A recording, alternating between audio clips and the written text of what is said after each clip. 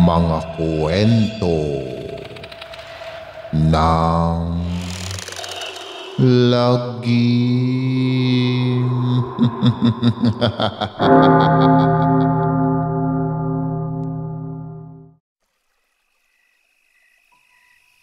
Kamusta na mga giliw naming tagapakinig? Maaari po kayong mag-send sa amin ng mga kwentong katatakutan at pwede po kayong mag-like at mag-comment kung nasang lugar po kayo para ma-shoutout po namin kayo sa susunod naming kwento. Maraming salamat mga giliw naming tagapakinig.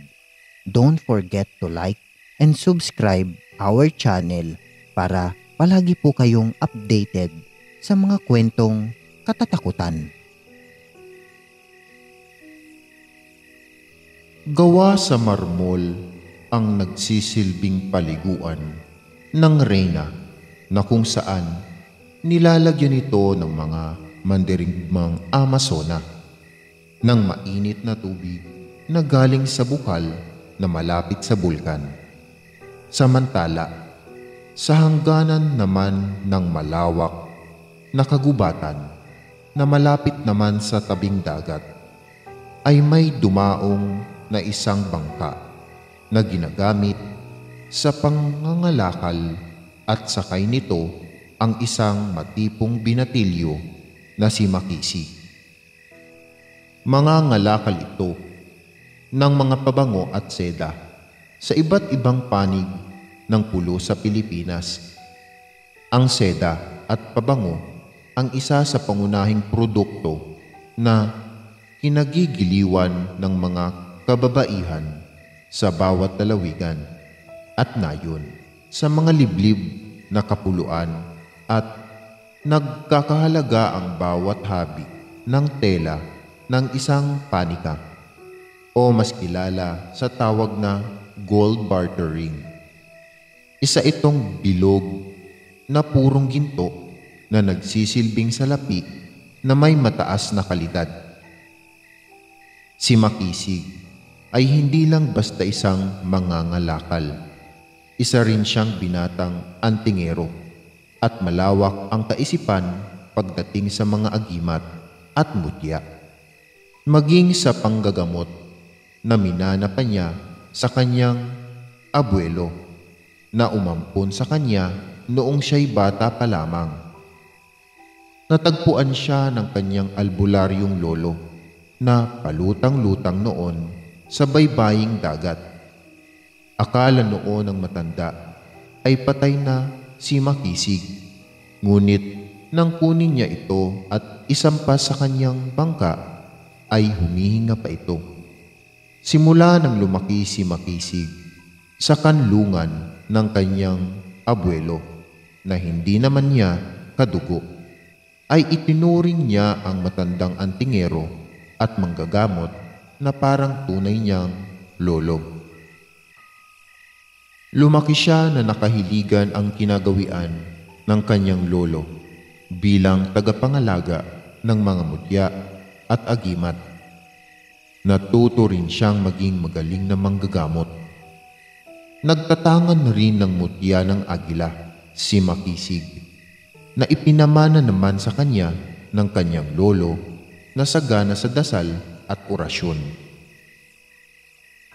Marahang bumaba sa bangka si Makisig at idinaong niya ang kanyang bangka patungo sa unahan ng buhangin. Kinuha niya ang matibay na pisi at itinali niya sa puno para hindi tangayin ng alon ang kanyang bangka pag tumaas ang tubig sa tabing dagat. Nang malaya niyang maidaong ang bangka na puno ng kalakal, ay ibinaling niya ang paningin sa malawak na isla. Napakalaki naman ng islang ito.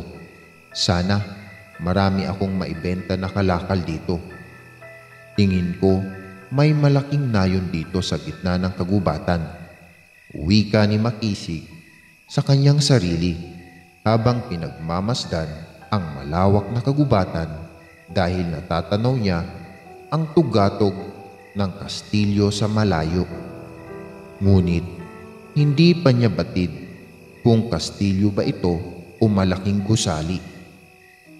Kinuha ni Makisig ang isang kwadradong bag na gawa sa manipis na tabla na kung saan naglalaman ito ng mga kalakal na mamahaling seda at pabango na inaangkat niya sa mayayamang Tsino sa kanilang lugar matapos mailagay sa magkabilang balikat ang tali ng kwadradong bag na gawa sa manipis na tabla ay isinuot niya ang abanikong sombrero at may nakasiksik na punyal sa kanyang bewang na bigay naman sa kanya ng kanyang lolo na minsan nang kumitil sa buhay ng isang halimaw.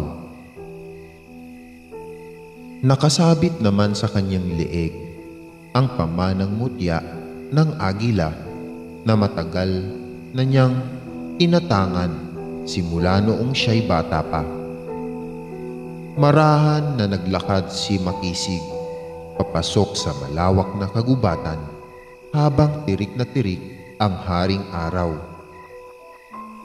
Samantala, matapos sabihan ni General Malaya ang tagapagsilbi sa kastilyo na gumawa ng natatanging malong para kay Imperatriz Amihan, ay lumabas ito sa palasyo patungo sa tarangkahan na kung saan may mga nakabantay na mga mandirigmang Amazona habang hawak ang kanilang matatalim na espada. Magandang tanghali, General Malaya. Magkakasabay na wika ng mga tagapagbantay sa tarangkahan. Magandang tanghali din sa inyo. Tutungo muna ako sa kagubatan para mamitas ng bunga ng tagpo na gagawing alak para sa ating reyna. Sambit ni General Malaya sa mga tagapagbantay ng tarangkahan. Ang tagpo o cranberry wild ay isang pangunahing prutas na ginagawang alak sa Pilipinas. General Malaya, bakit hindi nyo na lang utusan ang mga tagapagsilbi sa kastilyo para mamitas ng tagpo? Bakit kailangan ikaw pa ang gumawa? Usisang tanong ng isang mandirigmang Amazona.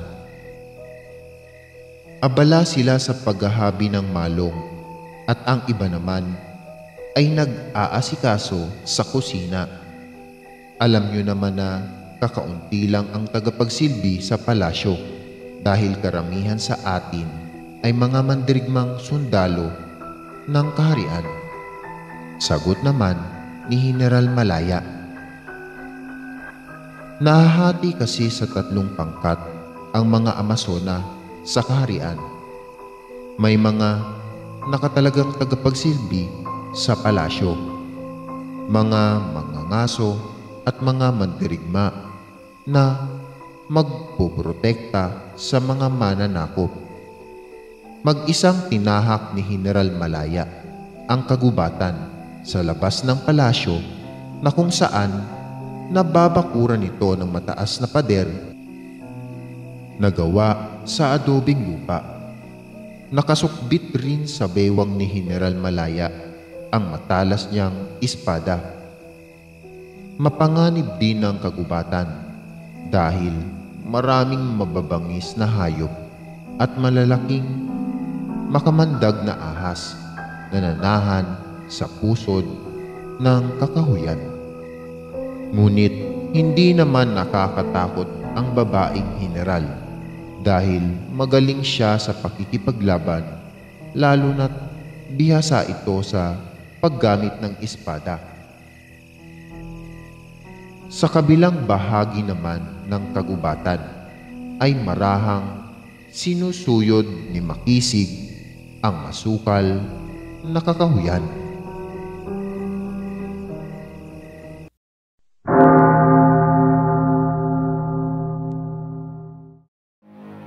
Maraming salamat mga giliw naming tagapakinig.